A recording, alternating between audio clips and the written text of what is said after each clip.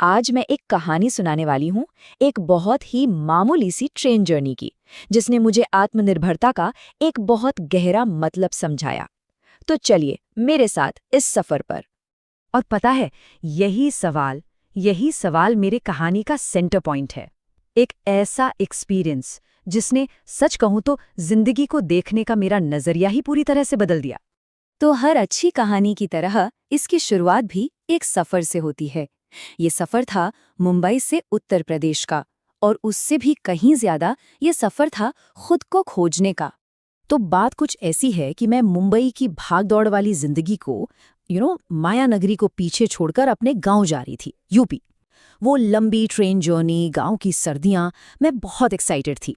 लग तो रहा था कि बस एक नॉर्मल सी छुट्टी है, पर मुझे क्या पता था कि यही सफर मेरी जिंदगी का एक टर्निंग पॉइंट बन जाएगा। स्टेशन पर जो नज़ारा था वो बिल्कुल टिपिकल इंडियन रेलवे स्टेशन वाला था। चारों तरफ भीड़, सामान के बड़े बड़े ढेर और एक अलग ही एनर्जी थी वहाँ।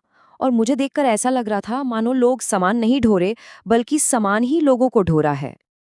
और तभी वो अनाउंसमेंट हुई, इलाहाबाद वाली ट्रेन प्लेटफॉर्म नंबर 3 पर आ चुकी है।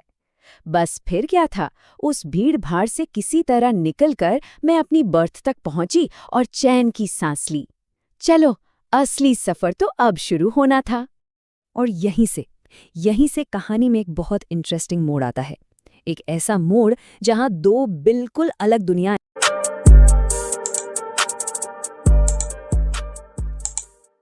एक दूसरे से टकराती हैं। ट्रेन बस चलने ही वाली थी कि मैंने देखा एक पिता अपनी बेटी का सामान रखकर फटाफट नीचे उतर गए। देखने में तो ये बिल्कुल नॉर्मल सीन था, पर इसी सीन ने मुझे बहुत कुछ सोचने पर मजबूर कर दिया। मेरी नजर उस लड़की पर पड़ी। बूटकट जीन्स, टी शर्ट, ऊपर से एक डेनिम जैकेट। एकदम मॉडर्न, कॉलेज जाने वाली लड़की लग रही थी, कॉन्फिडेंस से भरी हुई, अपनी ही दुनिया में मस्त।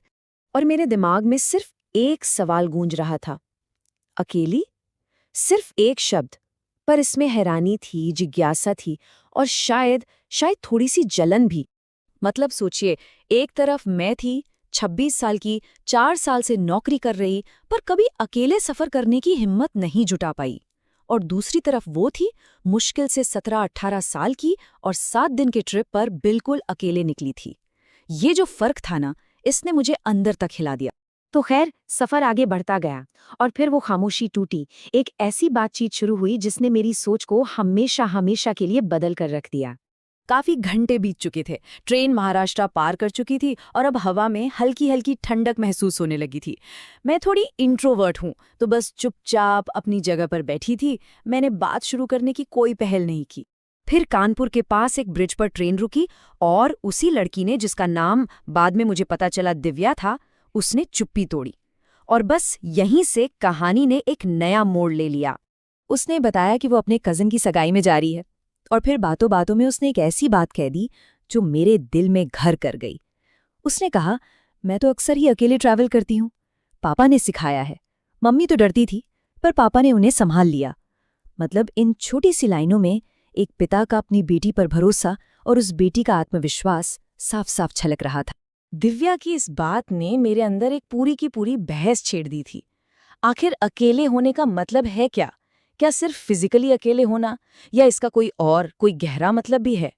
और मुझे एकदम से रियलाइज हुआ, उसका वो कॉन्फिडेंस, वो आज़ादी, वो खुली सोच, ये सब कहाँ से आया था? ये सब अकेले सफ़र करने के एक्सपीरियंस से ही तो आया था। उसने दुनिया को अपनी आंखों से देखा था, किसी के सहारे के बिना। और फिर मैंने अपने बारे में सोचा। मुझे समझ आया कि मुझे तो हमेशा से किसी न किसी के सहारे की आदत थी। कभी फैमिली, कभी दोस्त। मैंने तो कभी खुद पर पूरा भरोसा करके अकेले एक कदम भी नहीं बढ़ाया था। ये मेरे लिए एक बहुत बड़ी रियलाइजेशन थी। तो अकेले सफ़र का मतलब सिर्फ जगहें देखना या घूमना फिरना नहीं है। नहीं, इसका असली मतलब है अपनी सोच को आज़ाद करना, अपने सपनों को उड़ान देना, और सबसे ज़रूरी, खुद पर भरोसा करना सीखना। तो इस पूरी जर्नी का, इस पूरी बातचीत का नतीजा क्या निकला? एक बिल्कुल नया नजरिया, और खुद पर एक नया भरोसा। वो छोटी सी मुलाकात मुझे बहुत कुछ सिखा गई। कॉन्फिडेंस क्या होता है, आज़ादी का एहसास कैसा होता है, एक खुली सोच कितनी ज़रूरी है, और हाँ, ये भी कि जिंदगी में सबसे बड़ी सीख कभी-कभी आपको बिल्कुल अनजान लोगों से मिल जाती है। आखिर में मैं बस इतना समझ पाई कि खुद पर यकीन करना और अकेले अपने रास्ते पर चलना, ये कोई डरने वाली बात नहीं है। ये तो जिंदगी का एक बहुत ही खूबसूरत हिस्सा है और मेरे लिए यही इस पूरी कहानी का सार है।